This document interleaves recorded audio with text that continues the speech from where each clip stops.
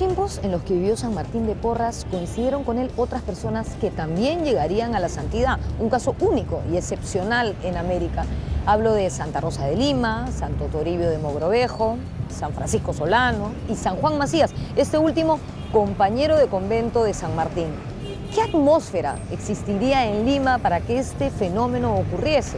No lo sabemos. Lima, a inicios del siglo XVII, era una ciudad de poco más de 20.000 habitantes, la mayoría de ellos españoles y africanos, con una minoría indígena. Y como cualquier otra ciudad del mundo, del pasado y del presente, habitaban en ella personas buenas, honradas, trabajadoras, devotas, pero también muchas otras con hábitos perniciosos.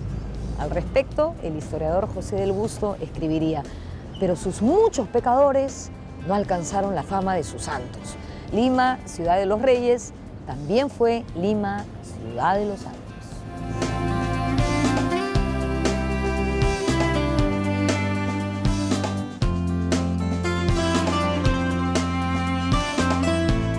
Bueno, definitivamente Lima era ya para inicios del siglo XVII una suerte de ciudad-monasterio con más de 40 iglesias, con más de 300.000 misas que se daban que anualmente se ofrecían al cielo, y con 5 santos que debieron conocerse entre sí.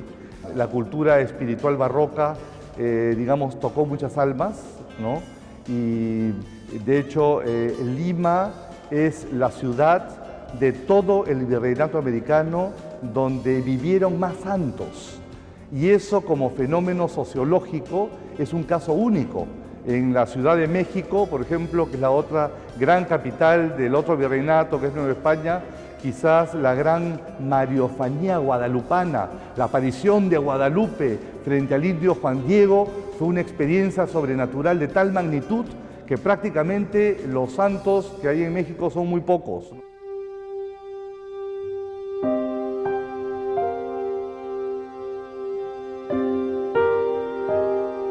Como vimos, a mediados del siglo XVII, la mitad de la población limeña era negra. Varios personajes religiosos de la época de Martín o posteriores a él tuvieron también origen africano. San Martín de Porras no es el único negroide religioso con vocación de santidad durante el período virreinal, porque hubo otros, ¿no? Hubo un caso muy importante, el de Miguel de Guinea, que era esclavo negro bozal, es decir, era un negro del África, que se hizo cristiano. Otro caso muy similar al de San Martín de Porras viene a ser el caso de Fray Juan de la Cruz, que es un lego agustino, que vivió en el convento de San Agustín de Lima. De la convivencia entre Juan de Porras y Ana Velázquez nació también Juana. De esta hermana de Martín se dice que fue mulata clara. Juan de Porras nunca se casó con Ana Velázquez, sin embargo, mostró preocupación por los hijos de ambos. Y los 2 hijos están registrados en los libros parroquiales como hijos de padre desconocido, o sea, son hijos ilegítimos.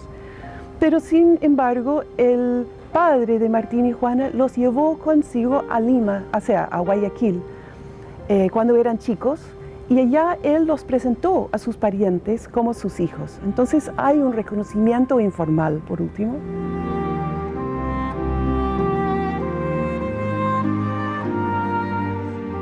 En 1586, Juan de Porras llevó a sus pequeños hijos a Guayaquil. Al parecer, la idea del español era dejar a sus hijos al cuidado de un pariente. Luego de unos años, Martín regresa a Lima al lado de su madre y su hermanita Juana se queda en Guayaquil. Allí viviría hasta su juventud, se casaría y tendría una hija.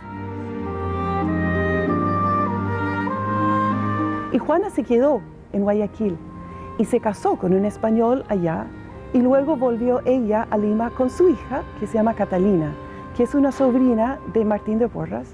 Y ella, Catalina, y su mamá Juana eran muy cercanos a Martín durante toda su vida. De regreso de Guayaquil, Martín vivió en el arrabal de Malambo, cerca al río Rímac. Al parecer, en casa de doña Isabel García Michel, vecina con reputación de mujer honesta y buena cristiana.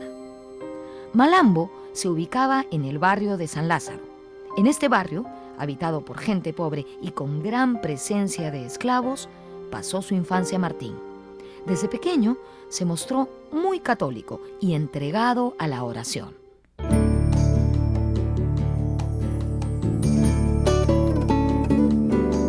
Isabel García Michel, la mujer que acogió al joven Martín de Porras, en cierta ocasión lo encontró rezando muy piadosamente, muy devotamente frente al crucificado, lo cual pues era una actitud muy extraña en un muchacho, ¿no?, de 8 años.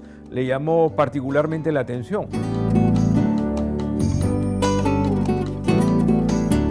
Siempre mostró Martín vocación por la vida religiosa y quiso consagrarse a una vida íntegramente dedicada a Dios.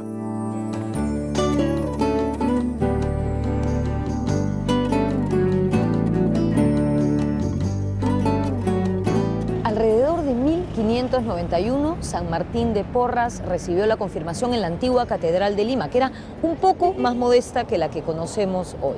Junto a él, muchos otros chicos recibieron la confirmación prometiendo ser buenos cristianos y renunciando públicamente a Satanás.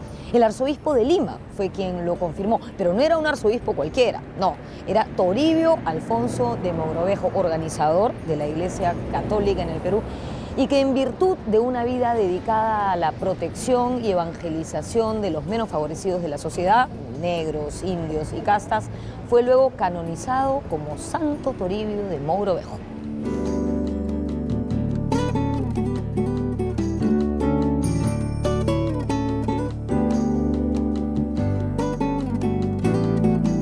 Por ser mulato y pobre, fácilmente Martín pudo haberse inclinado a la marginalidad, al crimen, al ocio. Sin embargo, optó por el camino de la religiosidad y el servicio al prójimo, y lo haría en la condición más humilde.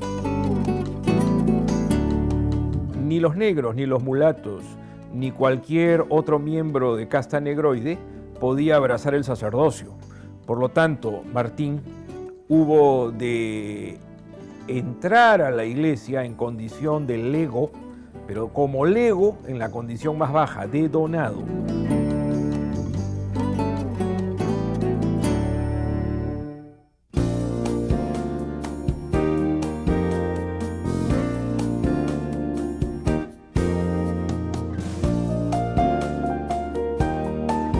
Martín, seguramente acompañado de su madre Ana Velázquez, tocó la puerta del convento de Santo Domingo en 1594.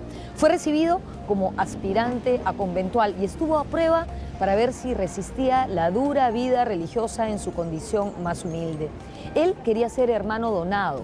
Ese término provenía del latín donatus, que significaba el que se daba a sí mismo con sus bienes a un monasterio. Martín, de 15 años, mulato, pobre, hijo de una esclava liberta, no tenía más posesiones que su propia persona. 9 años estuvo como aspirante, hasta que fue aceptado como donado el 2 de junio de 1603, haciendo votos de castidad, pobreza y obediencia. En mérito a sus enormes cualidades, Martín destacó pronto en la vida conventual.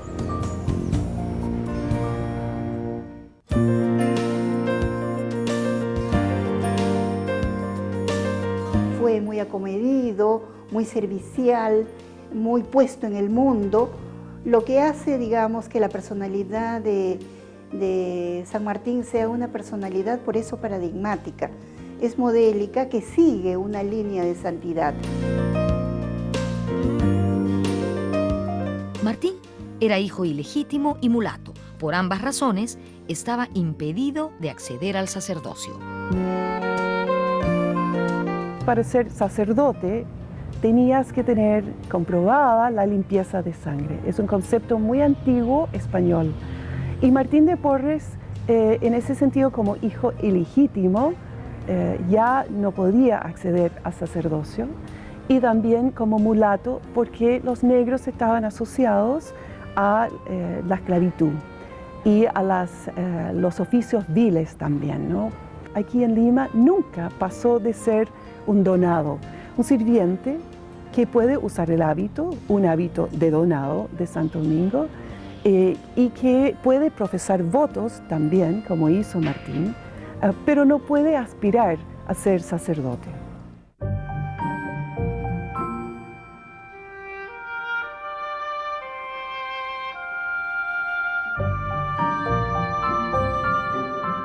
A pesar de las privaciones en que vivía y de sus múltiples ocupaciones, Martín se sintió como pez en el agua en el convento de Santo Domingo, un lugar cargado de religiosidad.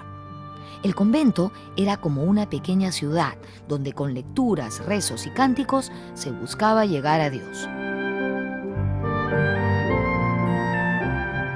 Entró al convento de Santo Domingo, al convento de Nuestra Señora del Rosario, que es la orden, hay que entender esto, primera del Perú. A la conquista, con los conquistadores, llegó la orden de Santo Domingo porque el capellán de la hueste perulera de Francisco Pizarro fue Fray Vicente de Valverde, que fue dominico.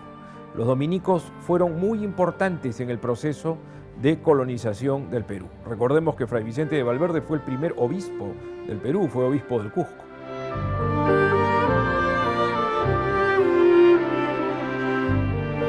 Desde que ingresó al convento, Martín se dedicó principalmente a la oración y al trabajo, más que al estudio.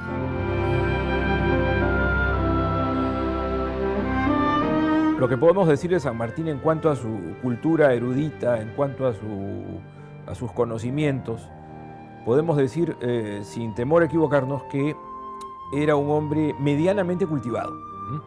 O sea, no era un ignorante. Sabía leer, sabía escribir. ¿Y por qué razón? Porque era herbolario, es decir, preparaba pócimas, ungüentos, preparaba bálsamos para curar heridas.